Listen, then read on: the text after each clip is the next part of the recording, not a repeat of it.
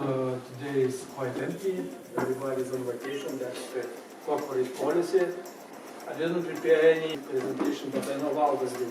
And he will drive you across the CSC map. Just before I start, do you have any questions? Do you know anything about CSC? Well, how many years have you been active? More than 50 years. 50. California, like Silicon Valley? Close. How many employees do you have? I'm at the moment. No, it's more than 76,000. 76,000.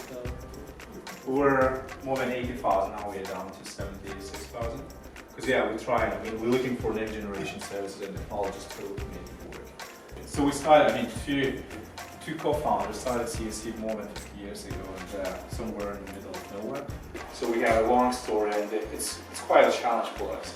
Then you have a company, when you work in a company which counts more than 50 years, so it means that we have a huge bunch of best practices, success stories. And they are not that up to date, or it can be used, or not always you can use them nowadays because the world is changing. So, more than 70,000 people, $13 billion revenue.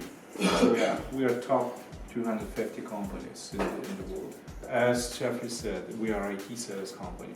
We're not the ones who produces products like Microsoft Office or MS Windows or etc. We're not the ones who manufacture the hardware, servers, Cisco devices, and etc.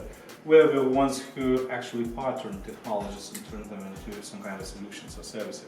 Like you use mobile phones, you get a mobile phone and you get a service. You can transfer your data, you can transfer your voice, and etc. You can speak with your I don't know, with your friends, with your neighbors. You can reach your parents and etc. So it's all about services. What we're looking at the moment, as I said, the situation, the environment is changing, and we started looking into the next generation services like cyber security. And most of you have heard an interview, a movie interview, and the situation which happens with Sony and Microsoft, Xbox, and etc. So it's reality. We have to look into the new areas which we have to put more effort, and we have to focus on bringing new technologies and new solutions. So there's two different levels. How do we improve ourselves? How do we get leadership or create our leadership to work the same way so that we would be effective? The easiest way to do this is to reach out. For instance, you guys know me now, right? If you need help with project management and you want to talk to somebody in Denmark, we have project managers in Denmark, and I'll put you in touch with somebody who can come to you and say, hey, maybe you want to do your project this way because normally we manage our projects that way. And of course, some things are not going to directly apply. I came here and worked in this office a few times. I know a lot of the Lithuanians who work here, who I work with on a semi-regular basis. And a lot of it is just networking. You know me, I know you. If someone has an interest in CSC, it doesn't have to be in cyber, it can be in whatever. I can say, hey, I know this person, and then you can come to the office and talk to them. I think that's the best way to get started. And then we have, at CSC, we have mentoring programs now. So people who come from graduate schools, who come for 6 months on an internship and see what it's like. And I know they're trying to expand that in Scandinavia, and the reason they're doing that is because the average age in CSC is like 52, is the average age. One of the things which is most important when you start your professional career is where you would like to go and how you can achieve this. So before you start, I mean, before you apply, before you ask someone what you can do in the computer sciences, first of all, you have to answer a question to yourself, what you would like to do in 5 or 10 years. Mm-hmm. Do you like yourself see in the computer sciences, or you see yourself as a manager, or you see yourself as a communication manager, communication specialist? All these roles we have in CSC, or project manager. I mean, it's all about context.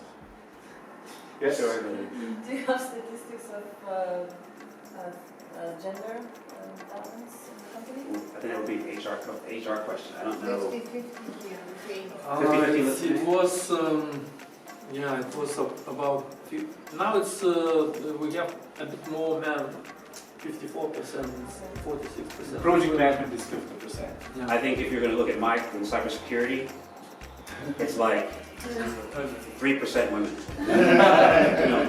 The reason I say it is because a lot of companies, and especially in the US, there's been a lot of initiatives now. They're like, okay, we don't have enough people, we don't have enough diverse background, we don't have enough gender diversity. And the stereotype is that women are in sales and marketing, and all the geek stuff is done by a bunch of guys who are supposedly antisocial and can't leave their computer. Yeah, but that's my experience. Yes. I work in IT as well, so. But I need So- to say that in the CSC Baltic company management board, we have 4 women and 1 man. Okay. Yeah. And I think, in Scandinavia, it's quite different. They're very good at trying to equalize the gender distribution. Yeah. So I think what you'll see in the future. We have to increase attrition. So, Yeah. But I think what you'll see in the future, because the initiative is to attract more young people, and of course, is to have more gender diversity. So I think if you're a woman or you come from a diverse background, then that's a plus, because everyone realizes now that if you're going to service customers worldwide, you need to have a diverse workforce, right? So I think that's an important thing.